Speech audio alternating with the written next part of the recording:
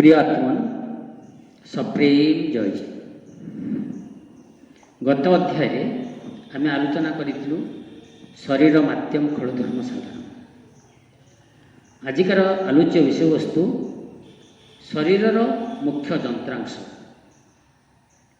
आम शरीर में बहिरवयव यथा गोड़, हाथ, आंगुली, नाक, कान, आखि, पाटी, दांत, मुंड आदिर आवश्यकता और कार्यकारिता विषय आम समस्त अल्प बहुत जानू।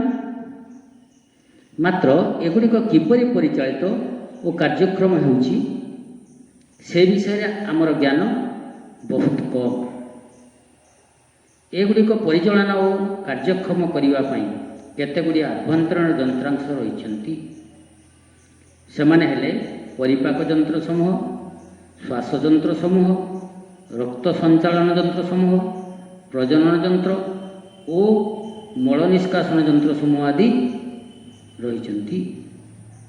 पुणी एगुड़ी परिचालना और कार्यक्षम करने इंधनर कार्य करुथाय प्राणशक्ति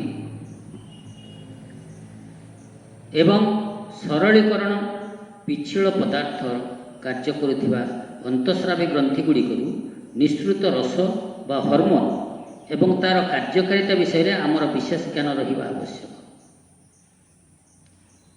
से अंतस्रावी ग्रंथि गुड़ी आम जो कहलु अंतस्रावी ग्रंथि से अंतस्रावी ग्रंथि गुड़िक आम शरीर में अनेक अंतस्रावी ग्रंथि रही किंतु ता मध्य 8टी मुख्य अंतस्रावी ग्रंथि रही। ये ग्रंथि गुड़िक कार्यक्रम हुई शरीरर समस्त अंग प्रत्यंग को तेजस्क्रिय कर रखा संगे संगे शरीर को सुस्थ सबल और निरोग रखती। ये अंतस्रावी ग्रंथि समूह आम शरीर जो रही से ग्रंथि विषयक ज्ञान आमर नाही कहले चले। मात्र आयुर्वेद जुगर प्रायतः 6000 वर्ष पूर्व आम देशर मुनि ऋषि माने योगी माने ये ग्रंथि गुड़िकर समूह और कार्य महत्व और कार्य विषय विशेष ज्ञान अर्जन करते।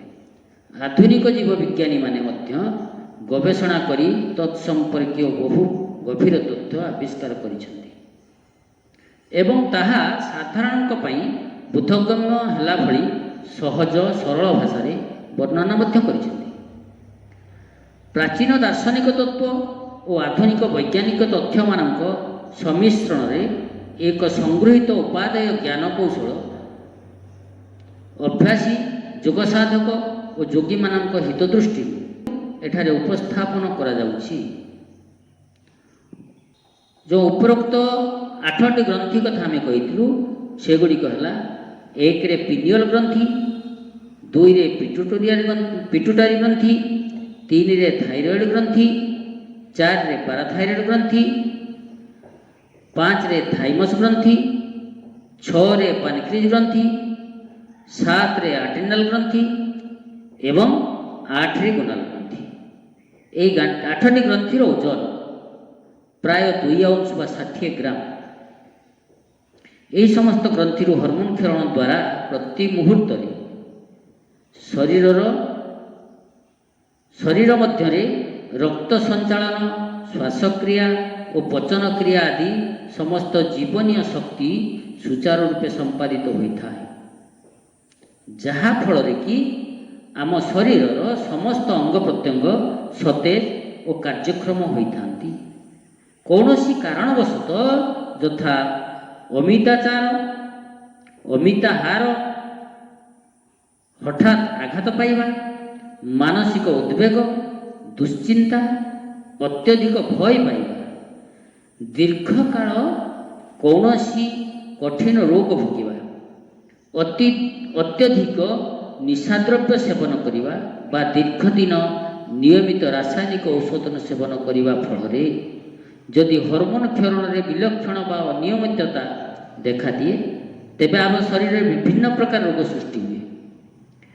प्राचीन योगी मानक मतानुसार अंतस्रावी ग्रंथि गुड़िक केवल शरीर नुहे मन और चरित्र गठन में गुरुत्वपूर्ण भूमिका ग्रहण करिथांती। एणु ମାନସିକ ଶକ୍ତି ବୃଦ୍ଧି ତଥା ମନକୁ ନିୟନ୍ତ୍ରଣରେ ରଖିବା ଏବଂ ଚାରିତ୍ରିକ ସଂସ୍କାର ଆଣିବା ପାଇଁ ହରମୋନ୍ କ୍ଷରଣକୁ ନିୟନ୍ତ୍ରଣ କରିବା ଆବଶ୍ୟକ। ଆଧୁନିକ ଚିକିତ୍ସା ବିଜ୍ଞାନ ଉପରୋକ୍ତ ବିଶୃଙ୍ଖଳାକୁ ସାମୟିକ ଭାବରେ ଉପଶମ କରାଇପାରେ, ମାତ୍ର ଯୋଗ ସାଧନ ମାଧ୍ୟମରେ ସମସ୍ତ ଅନ୍ତଃସ୍ରାବୀ ଗ୍ରନ୍ଥି ଗୁଡ଼ିକୁ ଚିରସ୍ଥାୟୀ ନିୟମିତ କରାଯାଇପାରେ। ଏଥି ନିମନ୍ତେ ଷଡ଼ଚକ୍ରକୁ ବଶୀଭୂତ ଓ ନିୟନ୍ତ୍ରଣ କରିବା ଆବଶ୍ୟକ। କେବଳ ଯୌଗିକ ପ୍ରକ୍ରିୟା ଦ୍ୱାରା ଷଡ଼ଚକ୍ରକୁ ବଶୀଭୂତ କରିବା ସମ୍ଭବ। ଏତଦ୍ବ୍ୟତୀତ ଦ୍ୱିତୀୟ ଉପାୟ ଏ ପର୍ଯ୍ୟନ୍ତ ଆବିଷ୍କୃତ ହୋଇପାରିନାହିଁ। ସମସ୍ତ ଦୁରାରୋଗ୍ୟ, ଜଟିଳ ବ୍ୟାଧି ଯଥା ମଧୁମେହ, ଉଚ୍ଚ ରକ୍ତଚାପ, ଅପସ୍ମାର, ଆଞ୍ଜାଇଟି, ନ୍ୟୁରୋସିସ୍, ଉନ୍ମାଦ, ବାତରୋଗ ଏପରିକି କର୍କଟ ରୋଗ ଆଦିକୁ ଷଡ଼ଚକ୍ର ମାଧ୍ୟମରେ ଗ୍ରନ୍ଥିଗୁଡ଼ିକ ଉପରେ ନିୟନ୍ତ୍ରଣ ଆଣି ଚକ୍ରକୁ ବଶୀଭୂତ କରି ରୋଗମୁକ୍ତ ହେବା ସମ୍ଭବ। ସପ୍ରେମ ଜୟ ଜୟ।